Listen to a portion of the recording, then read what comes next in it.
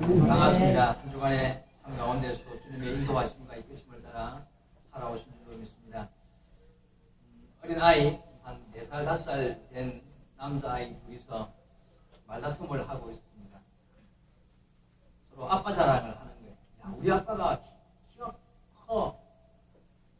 우리 아빠가 힘이 진짜 세. 아니야, 우리 아빠가 더 힘 세. 하면서 애들이 서로 경쟁이 붙어가지고 한참을 아빠 자랑을 하면서 이야기를 이제 경쟁을 하고 있어요. 한 아이가 화가 나가지고, 야, 우리 아빠는 검사님이야. 시장님하고 친해. 다른 애가 듣고 있다가, 우리 아빠는 집사님이야. 하나님하고 친해. 그리고 하나님하고 친하신 집사님 아들이 이겼습니다. 하나님하고 친하다는데 더 이상 누구라든 드는 사람하고 친하겠습니까? 여러분, 하나님과 친하십니까? 하나님과 아이가 보기에도 우리 아빠는, 우리 엄마는 하나님과 친한, 하나님을 잘 아는 그런 사람으로 보이겠습니까? 사실은 성도의 신앙생활은 어떤 면에서 하나님을 배우고 하나님을 점점 알아가고 하나님과 친해가는 그런 삶이라고 할 수도 있을 것 같습니다.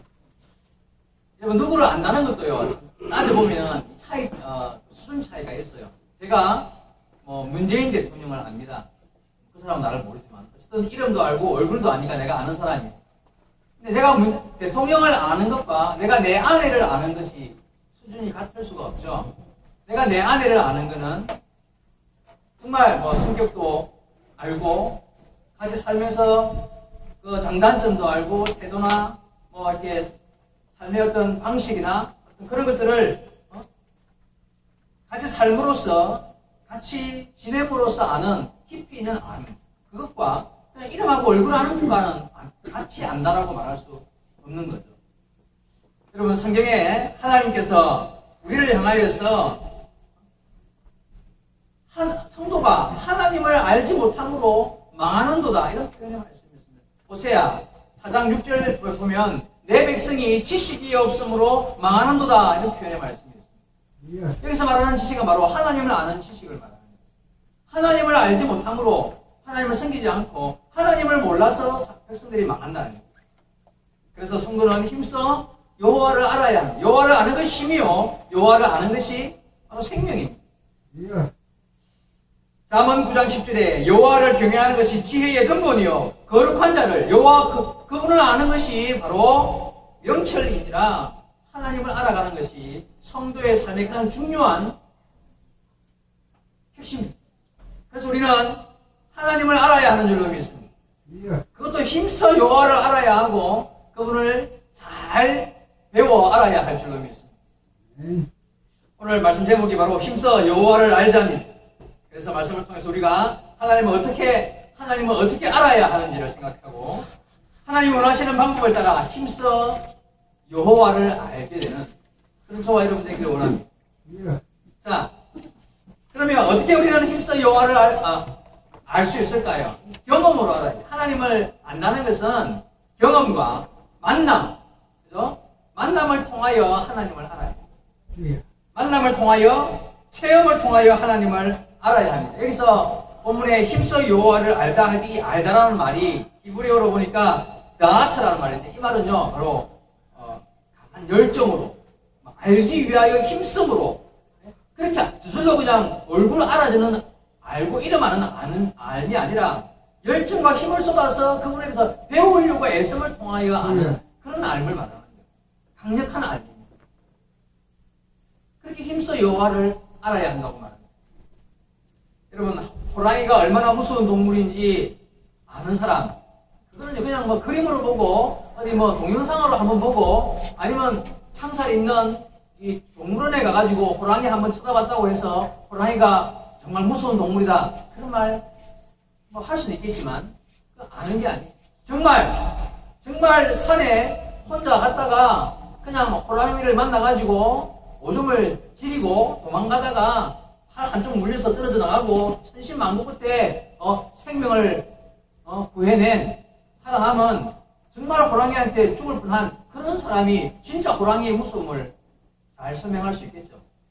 이유가 뭡니까? 경험했습니다. 진짜로 만났습니다. 그래서 만남과 경험, 체험보다 더 잘 아는 방법은 없습니다. 성도가 하나님을 안다, 힘써 여호와를 알자라고 말했을 때 어떻게 알자는 거예요? 어떻게? 하나님을 경험을 통하여서, 하나님을 만남을 통하여서 성도는 하나님을 알아야 할 줄로 믿습니다. 시편 34편 8절에 너희는 여호와의 선하심을 맛보아 알지어다. 제가 아까 성시로 읽었었는데 여호와를 맛보아 알지어다. 하나님을 어떻게 맛볼 수 있습니까? 하나님을 경험하라는 거예요. 하나님을 경험하라는 거예요. 아, 바로 이 맛이구나. 아, 하나님이 이러신 분이시구나. 내가 삶 가운데 아무리 맛있는 음식을 차려놔도 내가 맛보지 않고는 그 맛을 알지 못하는 것처럼 하나님을 내 삶 속에서 경험하여지고 만나서 그분을 체험함을 통하여서 하나님을 배울 때에만 가장 바르게 하나님을 알게 되는 거예요. 여러분, 남의 감정, 남이 만난 하나님, 그런 것으로 하나님을 알려고 하면 내가 경험한 하나님을 만날 줄 어렵죠. 여러분, 반드시 남의 간정 듣고 은혜 받지 말고 내가 하나님을 만남으로 간정을 만들고 내가 맛본 하나님을 경험하여서 전할 수 있는 성도 여러분 되기를 주의 말씀으로 부탁을 드립니다. 여러분, 하나님은 경험으로 만나야 돼요. 체험으로 만나야 돼요. 자, 두 번째로 생각해 볼 것은 뭐냐면, 그렇다면 어떻게 해야 하나님을 맛보아 알 수 있는가 하는 문제. 그렇죠? 여러분, 어떻게 하면 하나님을 경험으로 만날 수 있을까요? 어떻게 하면 그분을 만나는 체험으로 맛보아 알 수 있는 길이 열릴까요? 고민을 해보니까 이거는요, 성도가 희생과 헌신의 결단이 필요해요. 하나님을 경험한다는 것은 물론 하나님의 은혜 주시어서 나타나 주고 싶은 사람에게 은혜로 나타나시지만 성도의 입장에서 나는 하나님을 향하여 그분을 맛보아 알기를 원한다면 나의 희생과 헌신을 결단하고 그분을 향하여서 나의 삶을 내어놓는 어떤 삶의 결단이 필요하다는 거예요. 우리가 예수를 믿고 신앙생활을 하면서 하나님 말씀을 배우고 십자가 사랑을 배우고 정말 주님이 나를 위하여 이렇게 하셨구나 하는 것을 배워가면 갈수록 깨닫는 게 뭐냐면 희생입니다. 주님이 이 땅에 오신 것 자체가 이미 희생의 시작이었죠. 그분이 십자가 지고 피 흘려 죽으셨습니다. 그로 말미암아 인류를 구원해내는 놀라운 구원의 역사를 이루셨습니다. 그분의 희생으로 이루어진 사건입니다. 그리고 우리는 그분의 뒤를 따르는 사람들이기 때문에 성도가 예수의 뒤를 따르는 자로서 우리의 삶 가운데 그분처럼 희생과 헌신을 추구하는 삶, 그게요, 사실은 따져보면 하나님이 우리를 향하여 가장 강력한 무언의 요구, 말씀하시지 않지만 요구하는 우리 신앙의 요지 중에 하나가 바로 희생과 헌신인 것 같습니다. 우리는 희생과 헌신 안에서 주님을 경험할 수 있습니다. 주님을 만날 수 있습니다. 그래서 우리 성도들은요, 삶 가운데에서 내 삶을 주님 앞에 내어놓고 내 삶의 가장 귀한 것을 주님 앞에 내어놓을 줄 아는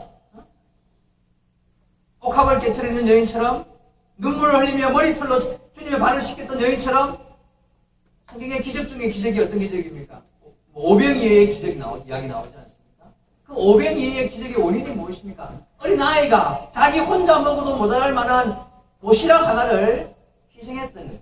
주님을 나보다 더 배고프실 것 같아서 하루 종일 설교하신 예수님께 드리고 싶어서 자기가 먹어도 모자라지만 주님께 드리고 싶어서 희생했던 그 작은 도시락 하나가 수만 명을 먹이고도 남는 기적을 만들었습니다. 그리고 그에게는 평생에 잊을 수 없는 하나님의 은혜를 체험하는 역사의 주인공이 되었습니다. 그 어린아이. 원인은 희생이었습니다. 헌신이었습니다. 여러분, 희생과 헌신은 하나님을 맛보는 도구일 수 있습니다. 다시 한번 말씀드리겠습니다. 성도의 신앙의 삶 가운데 희생과 헌신이 하나님을 맛보아 아는 가장 아름다운, 가장 효과 있는 도구, 하나님을 맛보아 아는 도구가 될 수 있다는 것입니다. 지난주에 제가 신문을 읽다가 기독교신문에 캄보디아 선교사로 나가 계시는 김종식 선교사님 이야기를 신문을 통해서 읽었었는데요. 참, 이 선교지에서 일어나는 일들은 말할 수 없는 놀라운 일들이 많습니다. 특히나, 기적의 기적을 더하는 이런 사건들 참 많은데, 그 선교사님께서 캄보디아에서 교회를 건축을 참 어려운 환경에서 이제 교회를 건축하기 위해서 굉장히 힘을 쓰셨습니다. 얼마나 힘들었던지 어금니가 4개가 빠졌대요. 어금니가 4개가 빠지고 이제 교회 건축하는 중에 갑자기 고혈압에 뇌신경 질환이 찾아와가지고 막 그냥 눈이 앞이 막 상이 2개, 3개로 보이고 근데 이 하고 있던 일을 멈출 수가 없는 거예요. 그래서 막 그냥 열심히 마지막까지 그 일을 이제 교회를 건축을 했습니다. 천만 다행히 교회 건축이 끝나고 돈이 약간 남았던 거예요. 그래서 하나님께 쓰실 수 있어서 이렇게 질병을 이렇게 고칠 수 있는 금액도 비슷한 맞을 것 같고 이래서 이제 검진을 받고 병을 좀 고칠 마음으로 먹고 있으면 마침 또 다른 사역이 이 돈 들어갈 일이 생겨서 주여 내가 지금까지도 내 몸을 죽게 맡기고 살아왔는데 하면서 치료하지 않고 그 돈마저도 그냥 다른 사역에 써버린 거예요. 그런데요 기적이 일어났어요. 그 많던 질병이 진짜 말 그대로 하나씩도 아니고 한꺼번에 어느 날 아침에 다 치료받는 기적을 경험하게 됩니다. 여러분 주님께 드리는 시간, 물질, 어떤 마음과 정성, 헌신, 그런 희생의 각오와 결단 이런 것들이요 주님 안에서 공짜가 아니더라는 거예요. 여러분 이거는요 경험해본 사람만 이야기할 수 있고 저는 지금 남의 감정 이야기했습니다만은 남의 감정으로는요 내 것이 될 수가 없는 거예요. 여러분 우리가 주님 안에서 헌신과 희생을 결단하고 바른 신앙의 길을 거기에서 찾으려고 할 때 우리는 주님을 만나는 맛보아 아는 그런 경험들을 지금도 할 수 있다는 거죠. 여러분 우리가 하나님 앞에서 희생과 헌신으로 예수를 만나고 경험하는 하나님을 맛보아 아는 은혜의 삶으로 나아갈 수 있게 되기를 주의 이름으로 축원드립니다. 그리고 여러분 기도와 말씀 가운데 하나님을 맛보아 알 수 있어야 합니다. 기도하는 가운데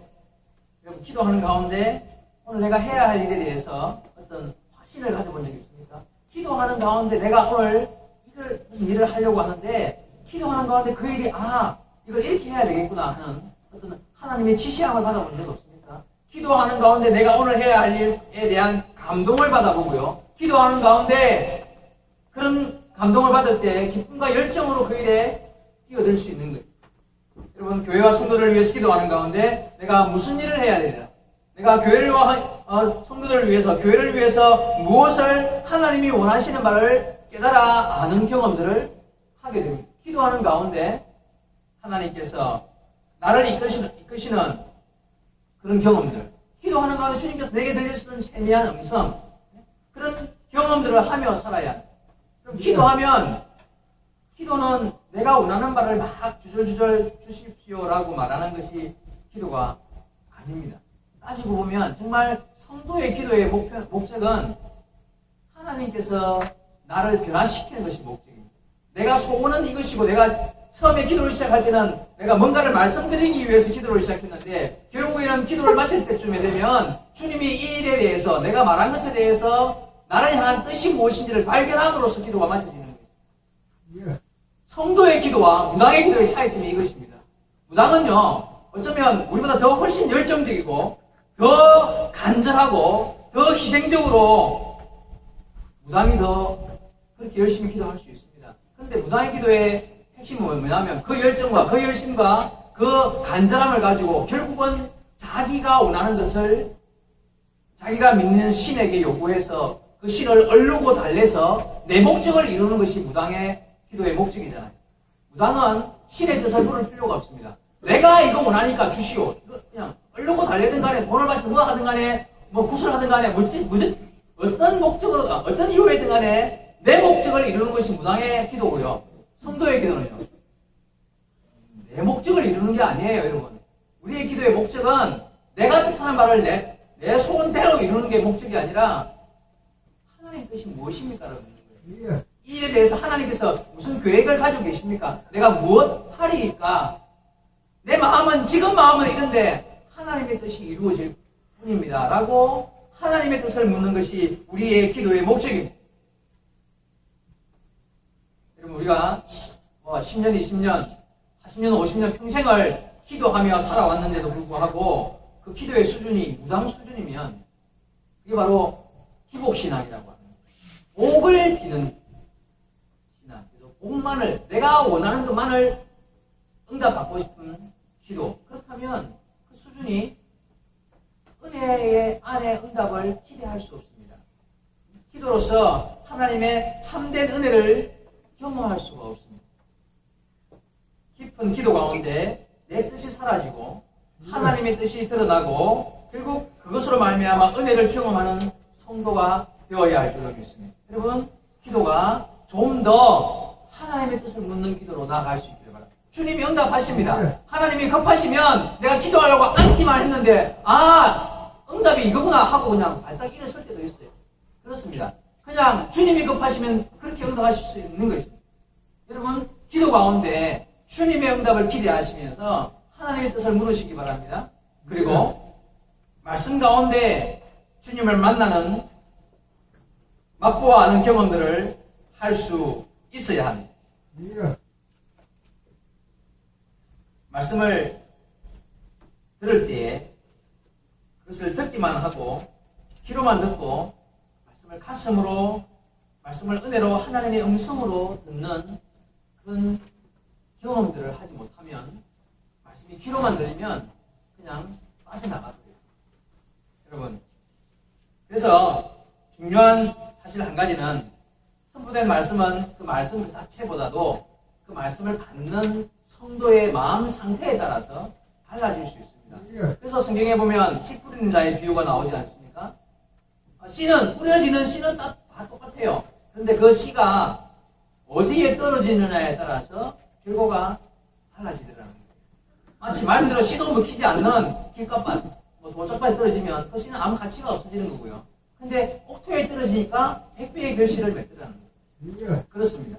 그런 의미에서 말씀은 그 말씀을 받는 마음밭의 수준이 좋아요. 지난 6월 이달이죠. 6월 10일 날 토요일 날 우리 황명진 장로님 따님 결혼식이 있었습니다. 많은 성도들이 참석해 주셨는데 그날 제가 설교 겉면의 말씀을 어떤 말씀을 했는지 기억 혹시 나시는 분 있습니까? 저도 결혼식을 여러 번 참석해 보지만 주례자가 무슨 말 하는지 별로 신경 잘 안 쓰시잖아요. 당연히 그렇습니다. 그냥 거기서 그니까 그냥 부모한테 교도하고 서로 사랑하고 막 이런 이야기 이제 하니까 별로 신경 안 쓴단 말이죠. 그냥 보통 요즘 우리나라 현실적으로는 결혼식 참석하면 그냥 대충 예식 참석하고 신랑 신부 얼굴에 도장 찍고 그리고 빨리 밥 먹으러 가면 된단 말이에요. 지금 그렇습니다. 그런데 그날 제가 했던 주례사와 예배 인도에 은혜를 받으신 분이 한 분 계셨던 것 같습니다. 지난 수요일, 4일 전 수요일 후원의 예배가 있었는데 그때 오셨던 서보성 집사님께서 한 시간까지 40, 50분 이상 빨리 오셨더라고요. 예배 전에 빨리 오셔가지고 저랑 한 20, 30분 동안 이야기를 했는데 집사님께서 하시는 말씀이 제가 그날 결혼식장에 했던 모든 멘트와 그 설교 내용을 다 기억을 하고 있는 거예요. 반지 교환식 때 했던 반지 교환의 의미도 기억하고 설교 시작할 때 처음에 내가 소와 수엘이 이야기했던 것도 기억하고 그날 설교 내용이 나오는 두 마리의 암소 이야기 기억하고 어쨌든 모든 예배 안에 있었던 내용들을 다 기억하고 저한테 이야기를 하세요. 제가 깜짝 놀랐습니다. 제가 깜짝 놀랐어요. 그러면서 하시는 말씀이요. 자기가 이제 우리 서보시장님께서 여러 결혼식에 참석해 보았는데 그렇게 은혜로운 결혼식 예식과 그 필요적절한 말씀을 들어본 적이 처음이라는 거예요. 제자랑 같은 이야기입니다만 어쨌든 그렇게 이야기를 하시는 거예요. 제가 저한테. 그러면서 하시는 말씀이요. 결혼식 출에 알바 같은 거에 좀 이렇게 하시면 안 되냐고. 그렇게 해서 부업으로 진짜 결혼식 출에 너무 제가 은혜롭게 봤다면서 그러면서 하시는 말씀이 아들 결혼식이 얼마 안 남았대요. 아들이 이제 그날 사실은 며느리 되실 분을 데리고 왔더라고요. 나한테 인사를 시키면서 결혼식이 얼마 안 남았는데 가능하면 꼭 저한테 주례 부탁을 하고 싶은데 현실적으로 섬기는 교회 목사님이 계셔서 이렇게 안 돼. 혹시 저한테 주례 부탁을 못 하더라도 아들 부부를 미리 만나가지고 그날 하셨던 주례 내용하고 이야기를 꼭 좀 들려달라는, 뭐 좀 만나면 제가 해드리죠 하고 이제 약속을 했습니다. 자, 그날 제가 무슨 주례 대단한 거 하지 않았어요. 그냥 뭐 한 10분 정도 설교했는데요. 이런 주례 설교 뭐 특별한 게 있겠습니까? 근데 어떤 사람은 그냥 귓등으로 듣고 내용인지도 뭐 기억 못하는 사람이 있는가 하면 그 짧은 그저 그냥 그 복잡하고 시끄러운 결혼식장 안에서 들려지는 말씀임에도 불구하고 그 말씀에 귀를 기울여서 야 정말 은혜롭다 정말 그렇구나 라고 은혜를 받는 사람도 있더라는 거예요. 예. 내가 뭐 받으라고 뭐 미리 뭐 점 찍어서 그 사람한테만 설교한 건 아니지만 그렇게 되더라는 거예요. 여러분 누가 말씀 속에서 주님을 만나며 하나님을 맛보아 아는 사람일까요? 거기지 뭐 하고 귓등으로 듣고 흘리는 사람일까요? 아니면 그런 상황 속에서도 거기에 귀를 기울이고 모든 멘트들을 기억하고 은혜 받고자 했던 그분일까요? 근데 여러분 우리에게 주어진 시간과 기회는요 그렇게 많지 않습니다.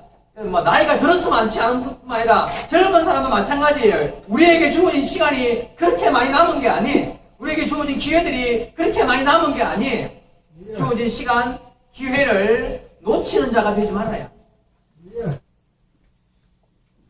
힘써 여호와를 알아가야 합니다. 힘써 나이가 들었던 젊었던 어리든 관계없이 지금 우리의 이때는 힘써 여호와를 알아가야 할 때입니다.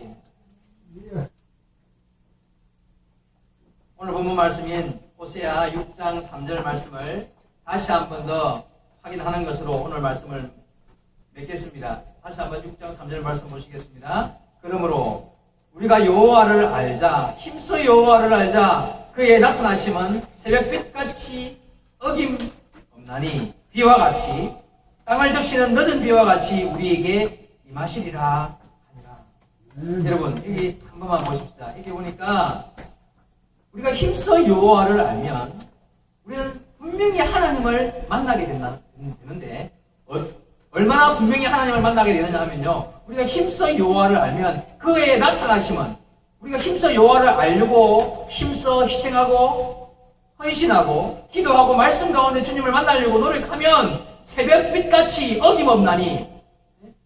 여러분 내일 새벽이 오겠습니까? 안 오겠습니까? 새벽이 오는 것은 어김이 있을 수가 있어요? 없어요? 그냥 하루가 지나면 또 다음 새벽이 오고 다음 새벽이 오는 것처럼 우리가 힘써 여호와를 알려고 헌신하고 봉사하고 또 희생하고 헌신하면 그리고 기도와 말씀 가운데 주님을 사모하면 그 자에게는 반드시 주님이 나타나시는데 마치 다음날 새벽이 오는 것처럼 분명하게 그에게 하나님이 나타나 보이신다는 거예요. 어김이 있을 수가 없다는 거예요. 하나님 분명히 그에게 나타나셔서 힘써 여호와를 아는 자에게 맛보아 아는, 하나님을 맛보아 아는 경험을 하게 해주신다는 거예요.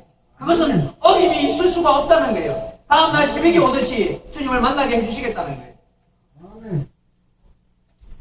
그리고 땅을 적시는 늦은 비와 같이 우리를 찾아오신답니다. 마지막 다시 한번 보면 비와 같이 땅을 적시는 늦은 비와 같이 우리에게 임하시리라. 여기서 지금도 우리나라 비가 많이 안 오는데 이스라엘 땅은 비 아니면 이렇게 곡식을 키울 수가 없는데요. 여기서 말하는 늦은 비는 여기 히브리어로는 말코시라는 이 말은 무슨 비냐면 추수가 이루어지기 한 2개월 전 3, 4월 달에 그 이스라엘 땅 날로 3, 4월 달에 오는 비를 늦은 비라고 합니다. 그 비가 풍부해야 알곡이 꽉 차는 거예요. 말코시라는 비가 늦은 비예요. 봄에 씨 뿌릴 때 나는 비가 이른 비와 늦은 비는 이제 추수를 앞둔 한두 달 전에 내리는 비인데 그 비가 풍부하여질 때에 그해 추수가 이게 죽정이가 많으냐 알곡이 많으냐는 그 비로 결정된다. 그러니까 늦은 비와 같이 주님이 나타나신다는 말 뜻이 무슨 의미겠습니까? 바로 풍성한 은혜와 풍성한 축복으로 주님이 오신다는 거예요. 어떤 자에게 힘써 여호와를 알려고 애쓰는 자에게 헌신과 희생으로 기도와 말씀 가운데 주님을 힘써 여호와를 알려고 애쓰는 자에게 하나님께서 이렇게 풍성한 은혜와 복으로 마치 새벽이 다가오는 것처럼 어김없이 우리에게 오시어서 나타나 주신다는 거예요. 여러분 이 말씀 믿으시기 바랍니다. 주님은 만나고자 하는 자에게 반드시 어김없이 와주신다는 거예요. 여러분 그러니 하나님을 맛보아 알아야지요. 경험으로서 만남으로 알아야지요. 왜 20년 30년 교회를 나오는데 한 번도 하나님을 살아계신다고 말하면서 살아계신 증거 없이 살아가려고 합니다. 여러분 하나님 살아계시잖아요. 우리가 늘 고백하잖아요. 기도할 때마다 하나님 살아계십니다. 근데 왜 살아있다는 증거가 나한테는 안 나타나냐? 왜 만나지 못하냐는 거예요. 왜 그분의 음성이 안 들리고 살아계신다고 하는데 내 삶 속에 그분의 삶의 흔적이 내 삶 속에는 나타나지 않느냐는 거예요. 여러분 주님을 향하여 헌신을 결단해 보십시오. 주님을 향하여 말씀과 기도 가운데 주여 주님 나에게 나타나 주시오. 나를 만나 주시옵소라고 구하여 보십시오. 그리고 말씀 속에서 주님의 음성을 들으려고 귀 기울여 보십시오. 말씀을 헛으로 듣지 말아 보십시오. 주님이 오시는데요. 마치 내일 새벽이 오는 것처럼 분명하게 주님이 우리에게 오신다는 거예요. 그냥 오시는 게 아니라 풍성한 열매로 풍성한 은혜를 가지고 우리에게 오신다는 거예요. 여러분 하나님이 살아계심을 믿습니까? 하나님께서 분명히 오늘 주신 말씀 속에서 말씀하셨던 것처럼 힘써 여호와를 아는 자에게 이렇게 우리에게 임하신다고 하셨습니다. 사랑하는 예반학교의 모든 성도 여러분, 하나님을 만나는 경험, 남이 만났던 이야기 들으려고 하지 말고 내가 만난 경험으로 하나님을 만나서 정말 하나님의 은혜 안에 살아가는 믿음의 삶을 힘써 살아갈 수 있는 저와 여러분 되기를 주의 말씀으로 축원드립니다. 함께 기도하시겠습니다. 오늘 제목 말씀